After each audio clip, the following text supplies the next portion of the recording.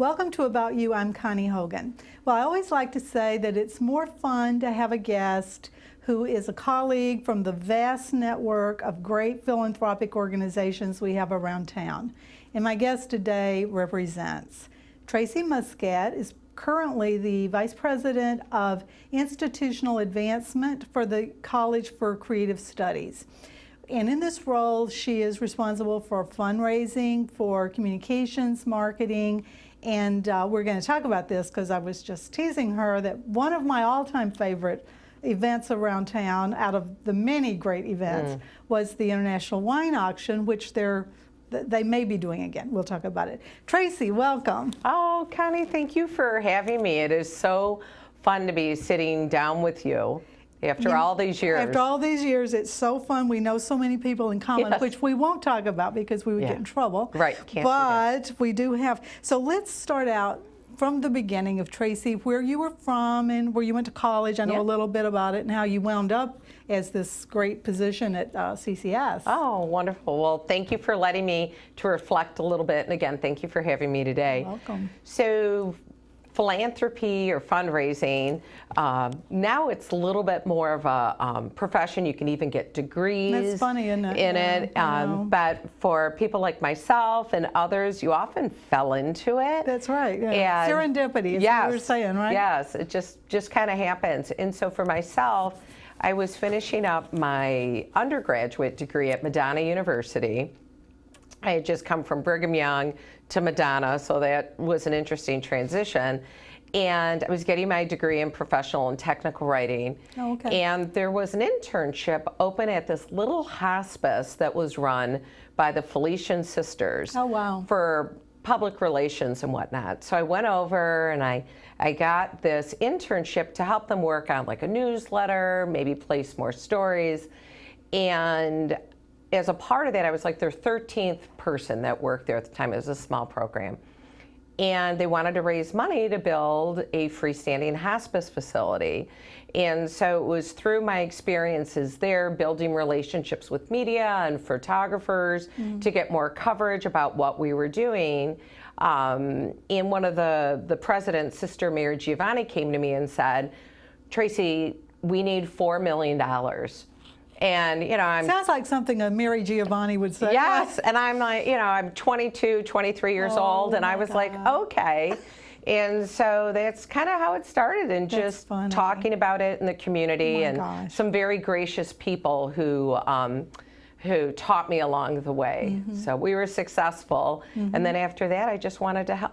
Oh my gosh. So from there, then you went to where? Yeah, so interesting story with that. I was at the hospice, loved it. We were passing laws because we raised the money to build the freestanding hospice facility, but learned that it was against the law. Oh my gosh. Oh my gosh. So we had to go and change the laws, thank you, which the state of Michigan was fabulous in changing the laws. Yeah. And from there, I got a phone call one day. And it was from a mentor who said, there's a new president at what is now called Detroit Public Television. Oh. And we believe that you and the new president would really click, and we'd like for you to consider going there to focus on helping them build a major gifts department. And I had no idea what I was doing, but I trusted my mentor. So then my next role was at what was then was called Channel 56, where I was director of major gifts, and then ultimately the vice president for board and government relations. Oh my gosh, wow. Yeah. So from there, so then how you wound up prior to CCS, so you were at Michigan? Yes. How long were you at Michigan? Go Blue. I was at Michigan for about 4 years. Okay, yeah. I loved it. It is an incredible experience, and all the nonprofits I've worked with. But U of M is just one of those organizations that, you know, they say it's all about the team, the team, the team. And it is in every aspect of what they do. And that was a real professional experience that I will never forget. I bet it was. You know, this is really gracious for me to say this since I'm Miss Notre Dame. Oh my, okay, we won't get into it right now. But you know what, it's funny when you see these rankings. I just saw something the other day about Michigan on an international level, Yeah. I guess, globally, it's ranked as one of the top. And Notre Dame, I don't know what's going on, but we used to be like, internationally, we were the one. I think there's been some issues, probably about politics. I don't know. I won't get into. I don't know, but I just know that Michigan, especially for a public university, Yes. so I give them a lot of credit Yeah. because this was like including the Harvard and Yale and everything. Yeah, But Michigan was like whatever. It was way up there. Yeah, it's a very special institution. It really is, yeah. And although I did not graduate from U of M, just about everyone in my family Yeah. and my husband did, but it's, I mean, you are part of a community, Yes, and it's yeah. almost, it is just, almost like a machine, but in the best way. It is, yeah, and that's great. I mean, that's, I always think that when that happens, even though I want to still beat them in football. which Yes, well, neither yeah. of them are the great. Well, I guess they did win. Well, they but did still. this late, Well, yes. they did. Yeah, Yes. they did. Okay, and they beat Alabama, so Yeah. there you go. But which says they're really good. Yeah. But it's great for the state. I mean, Yeah. I don't want to be trite about it, but it's great for the Yeah. state. It brings a lot of prestige. And Michigan doesn't get the state of Michigan. A lot of people I know in Arizona and stuff, they think Michigan's just Yeah. and Yeah. a lot of people do, but it really it elevates us. It makes Yeah. us look more sophisticated, more with it, and I love that about it. And I could see that very comparable to the work that you did for so many years at General Motors Yes. and the foundation. I mean, a very, yeah. huge Oh, it was- oh, my organization, but gosh. yet the impact and Right, that you were able to and make. also the fact that it's GM is who knows what is happening. Just because there's so much competition and the advent of electric vehicles, I can't even speak to that. Yeah. I just know that things are changed, and I just got a new Acadia, and I just happened to see a little headline this morning that Acadia sales were down 60% in the quarter. I'm like, oh my God, the new Acadia is so beautiful, Yeah. and it's like. So things are changing. We're off track here, but Yeah. things are changing. Yes, for so sure. you were at Michigan Medicine. and Yes. that was really, so Oh. kind of just briefly, and then we'll get into delve into the CCS. But what were you actually doing at Michigan Medicine? So I was invited in to serve as their Senior Director of Development for Michigan Medicine. Okay. And specifically, I was asked to work with cancer programs. So at U of M in Michigan Medicine, cancer programs could be, within the Department of Surgery, and you have radiation oncology or internal medicine, and then also the Cancer Center. And part of that role when I first got there was I noticed that like the Frankel Cardiovascular Center and other incredible programs, Mott Children's Hospital, they had boards. And so the Cancer Center wanted to create a board. And one of the things that we really looked at was, as you were mentioning, the University of Michigan is known on such a international and global platform. Well, the same holds true for healthcare. So there are certain things within cancer that for treatment, people come from all around the Right. world, not just for cancer, but other disciplines. Right. And so we started to look at not just a local board for the Cancer Center, a national board, but then we really thought about let's make it International, yeah. international. So that was a project that I was, well, not necessarily a project, but one of the key focus areas Goals, that I yeah. had when I first came there, and also to really work even more collaboratively within the health system related to philanthropy and fundraising across the institution. Wow, that was a lot. Yeah, it was great. It was fun. I Yes, love this. I mean, it yes. really is a lot of fun, especially when you get to work with great people. So let's pivot then to the CCS. And I have to catch myself when I'm talking about CCS because I always called it Center for Creative Oh, a lot of Studies. people do. That's And I okay. was going to say, Connie, don't say that in the intro because it's college. Yes. Now tell us how that, if you know how that came about. I know it's been a while now, and Rick Rogers, Yes. he's still I don't mean to. No, that's okay. So Rick Rick was there when I was Yes. there, So like Rick- 100 years ago. No, I'm Yeah. kidding. So first of all, when people say center, we know that you've loved us for a really, really long time. because you followed the college through its journey. Rick Rogers is our president emeritus. Oh, emeritus. Emeritus, okay. but he's still very much involved. He and our current... That makes more sense. Yes, he and our current president, Dr. Don Tusky, okay. they talk every week. I still reach out to Rick. As a matter of fact, we held a alumni reception in Portland, Oregon, because we have so many alums that work for, you know, Nike and Under Armour and all that. That makes a lot of sense. And Rick and Susan now reside in Oregon, oh, I didn't where know their that. family Okay. is. Wow, okay. Yeah, I'm spreading details about Rick. Right, but, yeah. But it was great. Rick came to our alumni reception. It was packed, and it was so fun to see the alumni just gravitate around Rick. And certain alumni were like, no, this one's my president, pointing at Dr. Don Tusky, and then other people were like, no, this is my president. So it's really fun. So Rick's still very, very involved and has made a huge impact, including the transition of it going from the Center for Creative Studies to the college. So well, I know there was a lot of collaboration that we would see kind of superficially between CCS and GM Design. Oh my gosh, yes. Do you want to speak to that? Yes. Yeah, because you would more than me. Yes, so, yeah. and General Motors is very involved to this day with CCS. So thank you for that. As our Ford Motor Company, and now what is called Stellantis. So we'll just call the big three are so very much. Still very involved. Very much. And by that, the big three are all represented on the board of trustees. Okay. So we have Mike Simcoe, yes. from General Motors, head of design. Ralph Gilles, who I know his wife. Yeah. yes, Doris, so special. Yeah, she's been on the show. Yes. Oh, wonderful! And they live locally in the community. Right. And Ralph is the chief of design for Stellantis. He's also a CCS alum. Oh, that's right. Yeah, and then we're blessed with Maury Kellum, who just stepped down as head of design of Ford Motor, but he's still on the board. And we just had the new vice president for marketing, Lisa. My apologies, she just came from Toyota. She's just joined the board. And the reason why it's so critical to have General Motors and those other companies involved is they're going to employ our students. Right. Oh, they it's huge. know what the Huge. curriculum, or they know what those needs are going to be. And so they're very involved on the education committee. They do sponsored projects with the college. We had one from Ford Motor during COVID, actually, where it was to re-envision the Mustang brand in like 2055. I'm making up the year.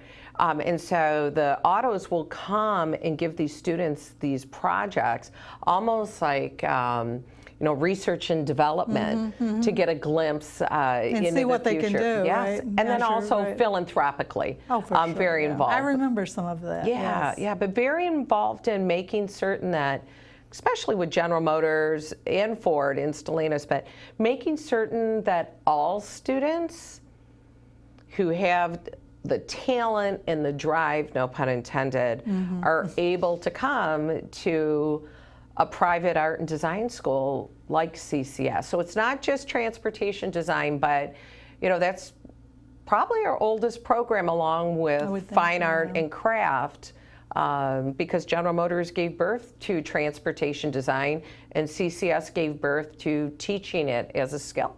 Now, what was the Ford guy? I can't remember. He had the ponytail. Oh, what was his name? I can't believe I can't remember that. He's a Facebook friend of mine. So oh my gosh! What's his name? Well, right now we have a Spanish name. I can't remember. We have Jody Engel from the Ford family. So, in terms of the company.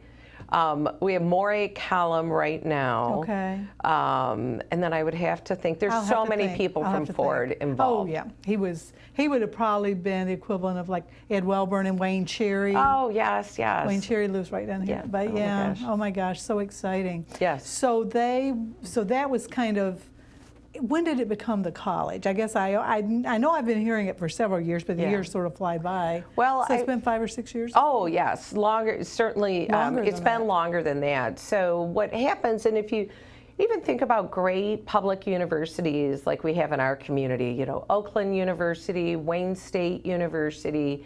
I mean, obviously we have Michigan State and U of M, both incredible, but you might see that there's like the College of Education or the School of Nursing, or they might have a center. So as institutions grow, higher education institutions, as there's different degree offerings, number of students, you can apply to your accreditor to be, you know, how do you go from a center to a college or from a school to a college? So there's all these different variations. So about 10, 15 years ago, the college applied and became the College for Creative Studies. So now you guys took over, you still have your headquarters down by Warren Avenue there? Is that where it was? Yes, so we have the, I what remember we call going the there all the Ford time, yeah, campus, yeah. which is right behind America's best art museum in the country, Oh, which would be right, the yeah. DIA. Which is next week is Fash Bash. Yes, we're very Yay. excited.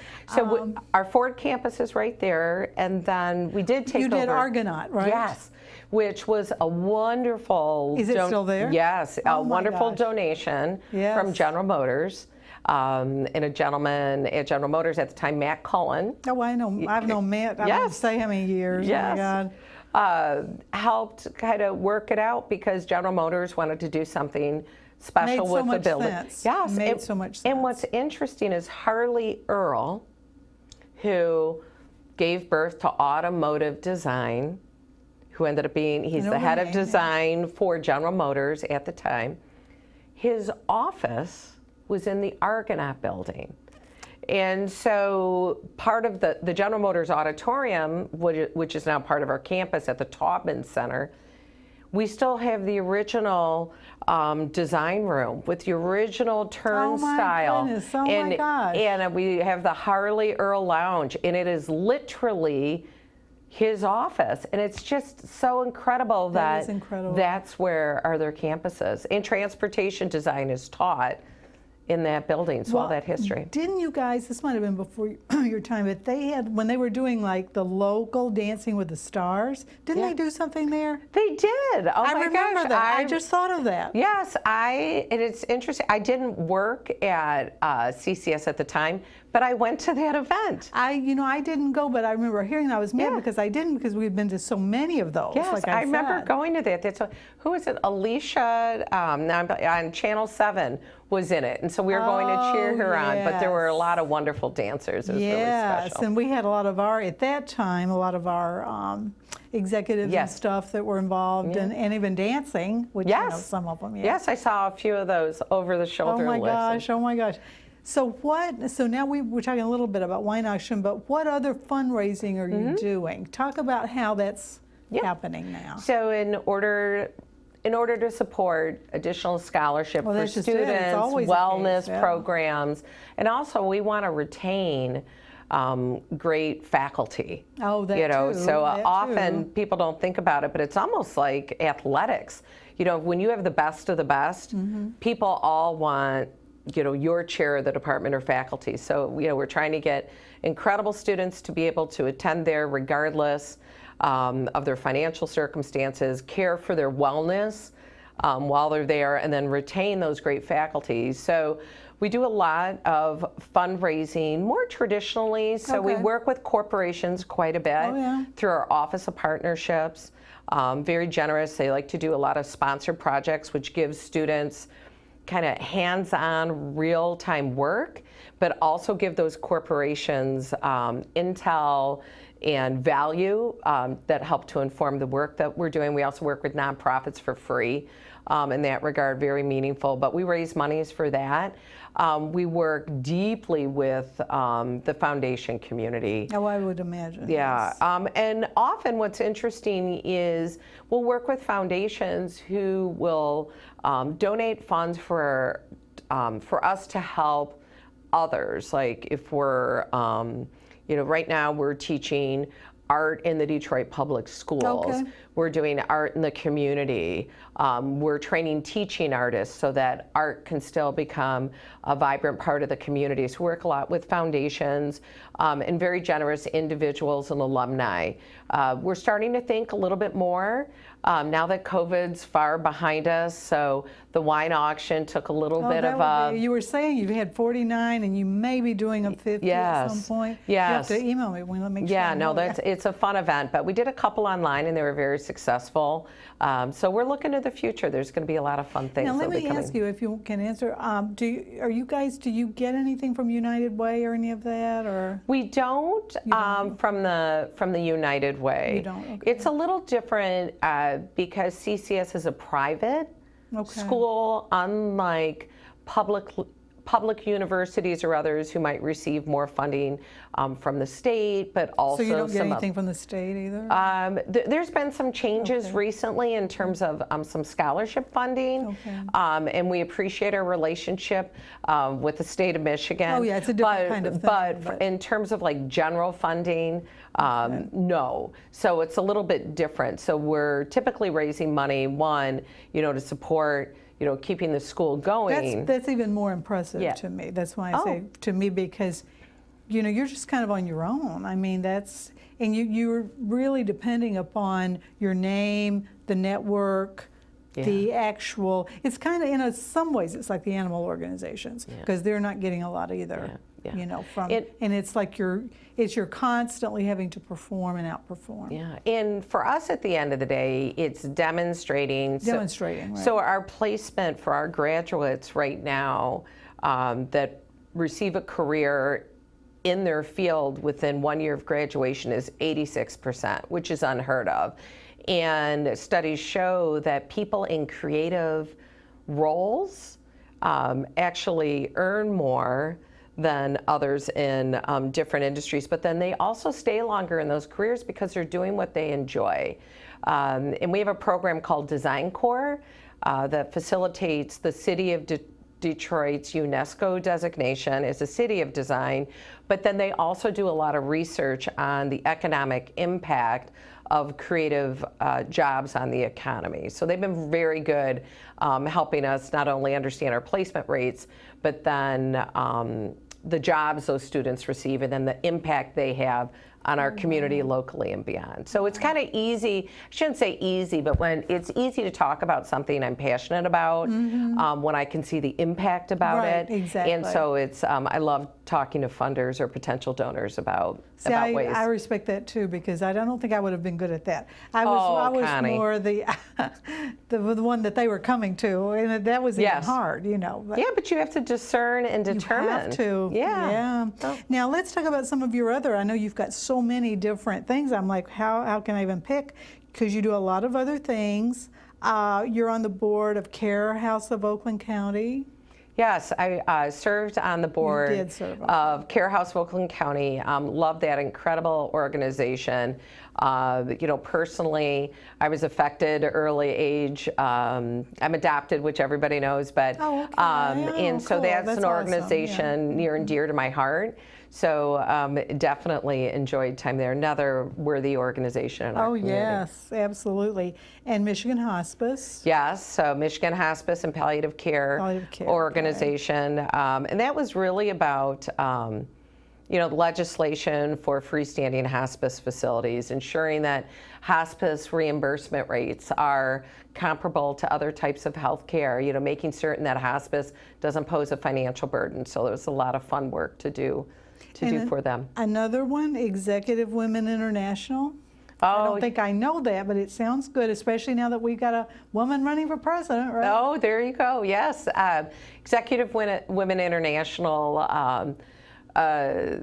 a great network with a big group in Canada and here locally. Okay. I've never heard of it. Yeah, That's weird, connecting people and empowering a lot of educational programs. And one year I was their program chair. Okay. And it was just really neat getting, people like Debbie Dingle getting, Dottie Dermo, who used to be at the hospice. Oh gosh, I was going to say, to come in and just educate so we can can be empowered. So you're involved with this is something unique, Village of Bel Air. Yes. Talk about that, because I know that's where they have the big golf outings, right? Yes. So It looks so beautiful. Yes. So in northern Michigan, there is the Village of Bel Air, and you might know Shush Mountain Shanty Creek. Some people might know it for Shorts Brewery.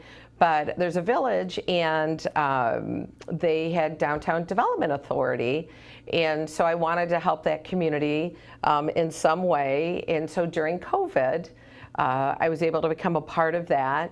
And recently, some of the outgrowths of that are looking at new streetscapes. We received funding from the state. Thank you to the state of Michigan, Cultural Network. We have outdoor exhibitions now, and so they're free, they're accessible, they're designed with Smithsonian accessibility guidelines in mind, and you have seniors and children, and it's really incredible to see that come together, and there's artwork throughout the community. And we started with a very famous artist, Charles Culver, who actually taught at CCS and attended in the Smithsonian. People have no idea he was from Bel Air and in Detroit, but he was. And we put his artworks out, the reproductions, and now we're featuring local artists, so it's really special. I'm enjoying that a lot. Oh, I like to give back. It's so beautiful there. I can just picture it as you're talking. So more recently, I hadn't even seen that, but you were honored by Crane's Detroit Business as a notable leader in fundraising. Oh, yes. That was recent, just last year. Yes, it was, and I'm the type of person, I kind of like staying behind. Well, now you're out there in Detroit's Crane's Business, right? Yeah, and I really appreciated that. I didn't know the nomination was taking place, let alone That's awesome. being Congratulations. selected. Thank you. And I know in large part it's because of the great organizations I've had the pleasure to work at, including CCS, but also, going back to Michigan Medicine, one of the incredible, you talk about the stars aligning. When we were out recruiting for this international board, we were in Colorado, and we just happened to mention, Cancer Center Director and I mentioned to a very special couple, Rich and Susan Rogel, about this vision to create this international board. And Rich said, you know what, I'd love to chair that. And that's just manya from heaven, right? Yes, and they had been affected significantly by cancer in their life, and Rich and Susan, but Rich has been involved in U of M since the day he graduated. So you could really see the years of engagement and thoughtful conversation, kind of coming to this point. And Rich not only chairs the board, but he helped to recruit this incredible board. Oh my gosh! And it's so much fun to see that come together. Oh, and it's really just one of those experiences. And Rich and Susan ultimately ended up making a significantly transformative gift of at least $150 million. Oh wow! That's transformative. Yes, and in celebration of that, the Cancer Center is now named the Rogel Cancer Center. Yes, wow. But just incredible people. And the day that we were announcing that gift, because we knew, but we were changing everything behind the scenes, I actually cried in the parking lot. I bet. And I cried because I thought about all of the people and all of the circumstances along the way in their lives, and people at the university that all of a sudden came to this point. And it ended up, Rich and Susan had both separately thought about making this gift for a year without talking to each other. Wow. And so to know that when it all came together and the stars aligned, I literally took a moment before I went in the office that day when we were going to flip the switch for everything. And, it was a happy cry, but I was so grateful. Emotional. Yeah. Well, this is a great way to kind of segue into saying this was a great interview. We're running out of time, but that in itself we could just talk about, right? Yes. But Tracy, the best of luck to you. I know you're going to do more great things. Thank you so much for being here. Oh, thank you for having me and for the impact you continue to make. You're welcome. And we hope you've enjoyed the show today. Thank you.